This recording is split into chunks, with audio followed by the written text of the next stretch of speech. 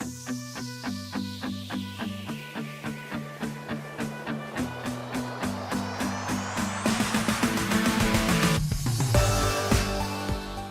guys, Shane McMurray from the Wedding Report. In this episode, I interview a bride who is located in San Francisco, California. Her name is Elana, and she's getting married in June 2020. Enjoy. So, tell me about how you guys met. What's your story? Yeah, so we met at a community dinner in San Francisco, and both of our good friends dragged us to this event. Neither of us were planning to go, and we ended up sitting across from each other at the table and just had really natural conversation. And I remember thinking when I was talking to him, like, yeah, this is the type of person that I want to be with. Awesome. And then he got my number, and we ended up going on a date like a few days afterwards. And I remember he asked for a date that was really close to when we met. It was like if we met on a Friday, he asked for a date on Sunday or Monday. And I was like, oh no, I have to be busy. I have to like, so I was like, oh, I can't do that. Maybe like Tuesday or Wednesday. So yeah. Try to string them out a little bit, right? A little bit further. Yeah. And then, how long did you guys date for? So we have been together for 4 years, and he proposed last April. So, Nice. and Tell me yeah, about the proposal. Yeah. yeah. So, it was a series of amazing things happening over the weekend. So on Saturday, we went skiing in Tahoe, and throughout the whole skiing trip, I just kept thinking like, wow, this would be a perfect moment for a proposal. Just everything is so perfect right now. And it didn't happen that day. And then the next day, I wasn't feeling very well. And he was like, hey, there's this park that I really wanted to take you to. I bike by it all the time. Can you like just, a walk will do you good. Like, let's go to the park. Yeah. So I'm like, okay, fine. You're like not even thinking about it, right? Yeah. And there's this part of the park that goes to a viewpoint, and we start walking up to this viewpoint, and we get maybe 10 steps up, and I was like, my head is hurting. I cannot do this. So he's like, that's fine. Let's go by the water. It was this really beautiful waterfront area in Point Richmond. And throughout walking, I just kept thinking like, wow, this is such a perfect proposal moment. Like, he doesn't even need to have a ring. He could just do it, and I'll say yes. And so we sit down by the waterfront, and that thought is going through my head. And the sun is like over the water, and it's just really beautiful. And he turns to me and he says, hey, we should do this for forever. And I was like, yeah, because, we've talked about Yeah. before. And I was like, yeah, for sure. And I look over to me, and he, I guess he gets on one knee, but we're sitting down. So it looked like he just kind of turned to me. Yeah. And he said, will you marry me? And I saw that he had a ring. I didn't even know that he had a ring. And I said, what? Holy shit, what? And he was like, is that a yes? I said yes. Yeah, awesome. Did you actually get involved in like looking at the ring at all in the beginning, like giving him any ideas? I mean, so this is actually a funny story. So the ring has been in his family for about 90 years, or at least the diamond had. And like months before this happened, we went to a family wedding in Cleveland, and we were in the Airbnb with his parents and his sister and her family, and his mom all of a sudden says, like, we were just sitting at the table all together, and his mom all of a sudden says, Jeremy, I need to see you upstairs. And I was like, what? Right. And so she pulls him upstairs, and I knew that she was giving him a ring, or at least I thought that she was. But then I asked him about it, and he was like, "What? What are you talking about?" So Yeah, he's not gonna fess up to that, of course. Yeah. so he had been sitting on the ring for about 6 months, I want to say. Wow. Yeah. Yeah. Sly. It's good. So tell me about the wedding. What are you guys doing? Is there a theme? Were you guys getting married? All that good stuff? So we are getting married on Mount Diablo. There's a ranch up there, and it's gonna be like overlooking the mountains of the Bay Area, and it's entirely outdoors, and it's at the beginning of June. So the weather might be an issue. Yeah, isn't Might it like June gloom or something? It'll either be too hot or too cold. I Uh, don't think it'll be anything but one of those two things. yeah. Oh, yeah. What can you do, right?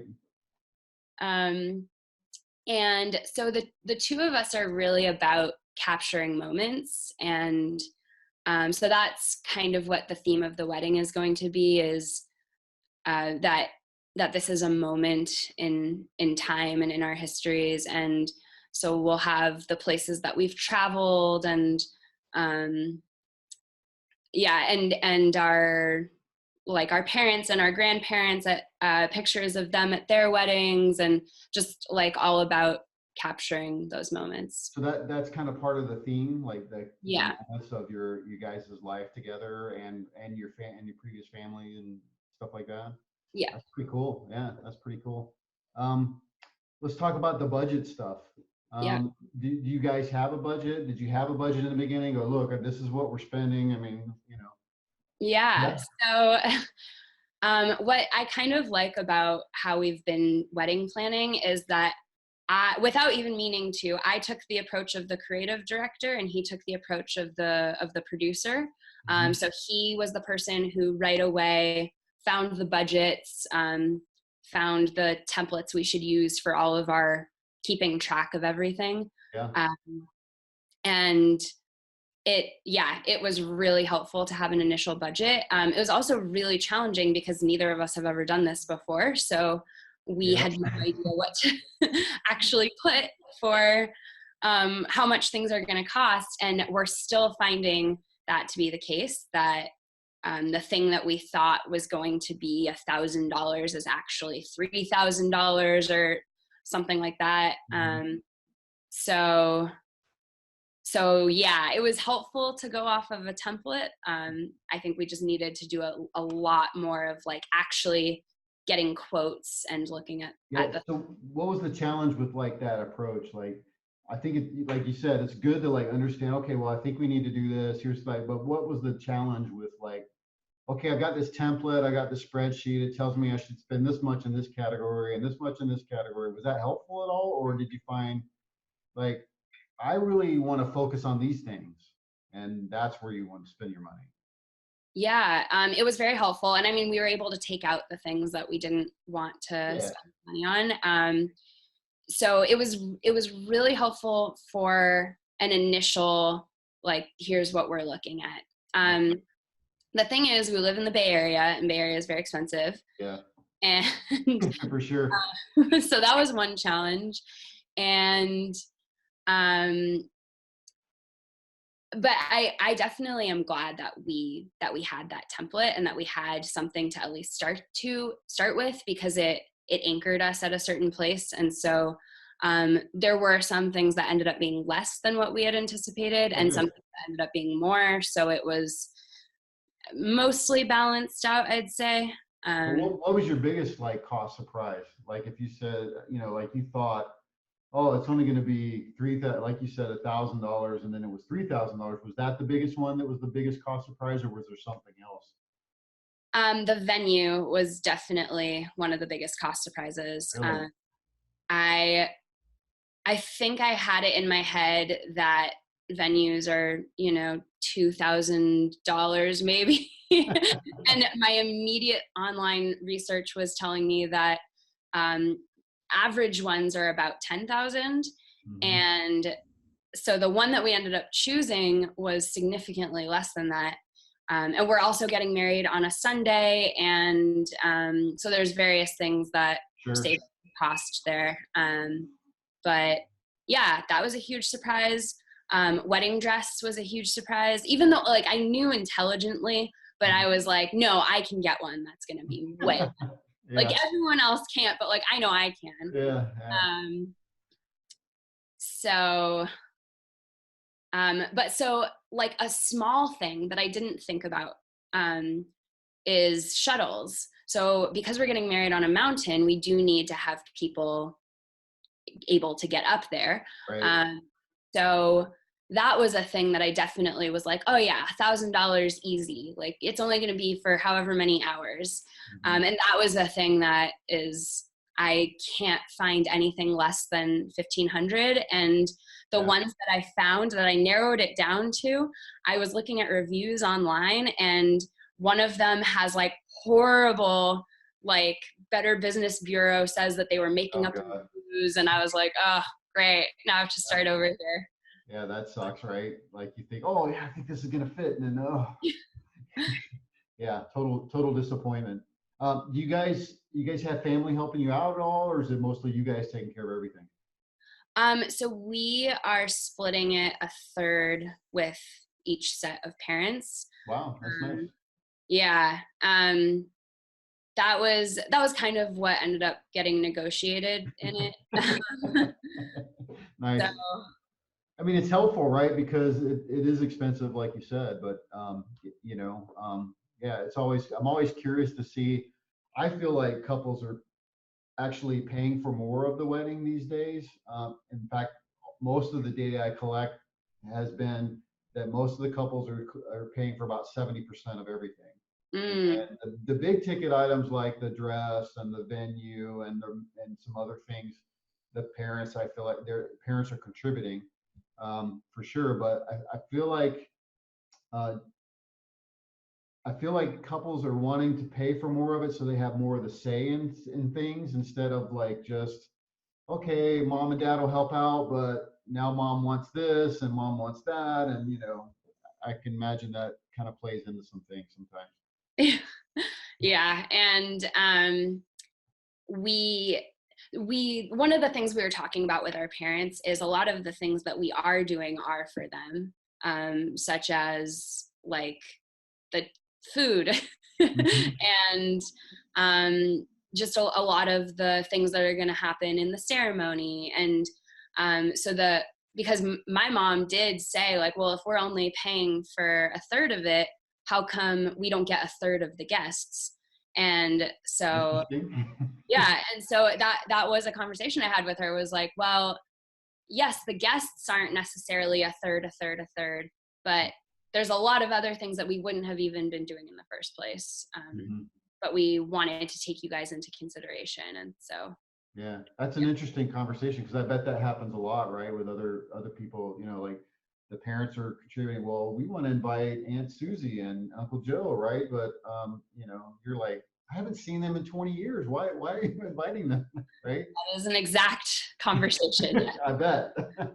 Um, cool. So thinking about all the vendors and people that you do business with or that you did business with, what do you think, like working with them, what were the ones where things went pretty well? Like what were the good experiences that you Um, so our caterer, I'm so excited about. It was literally the first one that we did a tasting with, and the food was so amazing. And they have been communicative and like prompt and willing to work with us for what we need. And so that is a great decision that I feel great about. I also feel really great about our band. Um, I knew I wanted to have an actual band rather than a DJ. And I had seen a band at a community event years ago and like loved them. And my fiance happened to know them through working with them. So it was perfect. So between the food and the band, I know people will have a fun time. Awesome. Um, and everything else is just details. Do you, when you communicated with them, with vendors in general. Did you find people replied back right away? Were you having some frustration around communication issues at all with other vendors? It's a mix for sure. And so actually my fiance's mom she was really helping out with researching and contacting. So she was the one who found the caterer. So I have been finding, well, our venue is not very responsive, which is concerning. Yeah. Hopefully our wedding is still happening. But yeah, so we were doing a mixture of emailing and calling, and like emailing through services like Here Comes the Guide, The Knot, Wedding Wire, like the whole range of things. Yeah. And so some emailing and some my fiance was calling, and I think we were having better success with calling people than with emailing, because it's easy for things to fall through the cracks in emails, either on their end or on our end. Sure. And but on the other hand, emails are really handy because actual quotes can go there. So then it was something that we could physically look at and then make a whole comparison spreadsheet. So yeah, there's been a lot of like pushy people too. Yeah. Like definitely one of the shuttles that I was reaching out to was very, very pushy. Yeah, So that's so good. Yeah. Well, so besides some of the communication issues, what would you say is like the thing that didn't go too well in your research or talking to people or whatever? Like the worst, like some of the bad stuff, like, oh crap, I didn't know that was going to happen, or um, these people are crazy. I don't even want to talk to them, right? Or I got bombarded by, like people were rude or whatever.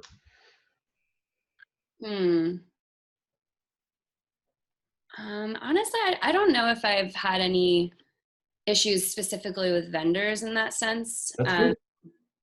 because the ones that we've gone with, I feel really confident about. And it's only been for a few of them that I contacted, like so many in the first place. For most things, it was that I contacted maybe 10 at the most, and then was able to decide from there. Throw down. Yeah. Mm-hmm.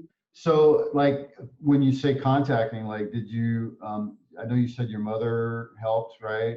And what kind of sources did you use to source your vendors? Like, did you go on Instagram and look for stuff, or Facebook, Google? What I mean, how in the Knot, Wedding Wire? What was your main sources?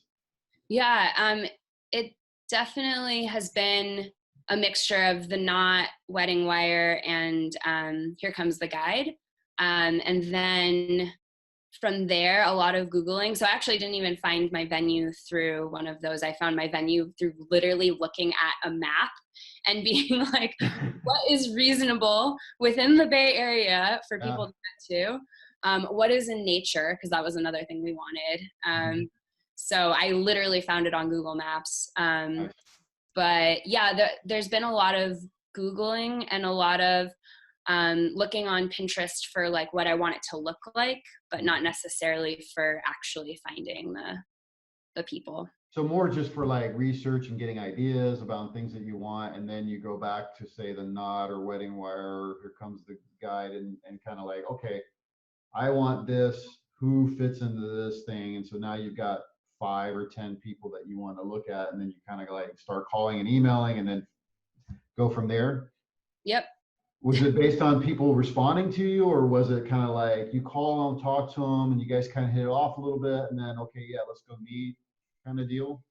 Yeah, it's definitely based on who responds to me. I don't follow up with anyone who doesn't respond. Yeah, yeah. They should be contacting you, right? Right. So I think my ideal way of doing it is I ask for a quote. I say like, here's what I'm looking for. They give me a quote. I ask questions about their quote, or actually probably better, they give me a quote and then ask me some questions, because that's how I know that they're actually paying attention to the things that I want, and that the quote is just kind of preliminary off of what I've asked for, but it might be different depending Okay. on what's going to happen. So I've been finding that the vendors who actually engage with me those are the ones I'm much more likely to use and to like there was one who it was for hair and makeup that was much more expensive than the other ones I was looking at. Mhm. And so normally I would just completely write that off. But because she has been so communicative and like really asking me what I want, that's one of the reasons why she's not completely written off for me. So. Yeah, that's good to know. That's great advice. That's great advice. So for couples that would be getting married after you, what advice would you give them? Yeah. For one, set up a wedding email address. I've heard that from quite a few people. It's really great. Yeah, Um, and just because there's just so much spam and noise and everything going to it. yeah, And I would also like definitely have a timeline and a budget. Um, and to not worry about things that you don't need to worry about yet. So like to actually schedule time to worry about that thing. that's good but advice. Yeah, but when I could see you stressing out the whole time, right? Like you, the whole 9, 12, 15 months, right? Like it's just like constant, yeah, but that's great. Like, all right, don't worry about that right now. Just focus on this. This is all you got to worry about right now. Keep your sanity. Let's go. yeah, Right. yeah. And I think also I plan events. Like that's a thing that I do in my life. Mhm. And I was not prepared for how many logistics and opinions are part of this. So even for the people who think that wedding planning is going to be fun, like I would say it's okay if it's not fun at all times. Try to find something that is enjoyable, but and if you're the type of person who just like doesn't want to plan a wedding, wants nothing to do with that, Yeah. then like definitely get a planner because there's just too many logistics to take something on that you don't want to do. Yeah. So Yeah, that's great advice. So on the flip side, for businesses, what would you say? Like, what advice or recommendations would you give them to make it better or easier for you? yeah, list your pricing on your Mhm. site. I mean, because then, well, I was just thinking about it from a business perspective. Like, then you don't have to answer people all the time, giving them the same information if you just have it on your site. On the other hand, I get it. Like, that's how you get people to engage with you is Mhm. if you don't have your pricing. Mhm. So um, I would also say if you're listing your pricing, make sure that that is what it is, because there were a few places I contacted where I saw the pricing on the website and then I said, can you give me a quote for this thing? Yeah. And the pricing was way more than what they said on their website. Mhm. And I was just like, why? Yeah. um, So them saying like, oh yeah, it's $1,000, and then you ask them, and then they come back and they go, oh, it's $3,000. You're like, well, that's nowhere near, right? Would it be okay if they said like, our prices started, because the reality is that most weddings, every wedding is pretty much custom, right? right. But if they said to you, hey, look, my prices start pretty much here and they go up to X, would that be reasonable? Yeah, giving a range is fine. This particular vendor gave a range and then it was way above that range. Oh, yeah. So yeah, That's not cool. Yeah, that's yeah, totally not cool. Yeah. What yeah. else? So like setting the expectations, and because like whatever whatever they tell me is where I'm going to anchor myself at. So Right, right, for sure. Yeah. And it also too, like, I mean, like you said, you get that they want to have a conversation with you, but it really kind of qualifies people or not, right? Like if someone said, okay, my starting price is $5,000, and you're thinking, well, I only want to spend $1,000 because that's only important to me. You're not going to call those people because that's not even in your thing, right? That right. just makes more sense. What else do you have for them? Um, Well, so also what I was saying before about be personal with when you respond. Don't just Yeah, that's quote, perfect. but to actually ask them questions. And being responsive, like I get it if you need 24 hours to respond, but we have run into several situations where once we give them money, they stop responding to us. Hmm. And that isn't great. Not cool. Yeah. Totally not cool, right? Yeah, so I would say like be responsive and continue to engage with the customer even after they've given you a deposit. Yeah, Yeah. yeah, that's cool. Good, great stuff. Alana, thanks so much for doing this. I appreciate you taking the time, sharing your Yeah. thoughts and your information. That's great. Thank you. Yeah. Thank you. Hey, thanks for checking out this episode. I hope that you found it helpful. Please share it with other people. Also, if you're getting married or you work in the wedding industry, I would love to interview and share your information with other people. Send me a text 520-399-8580 or shoot me an email at letschat@wedding.report.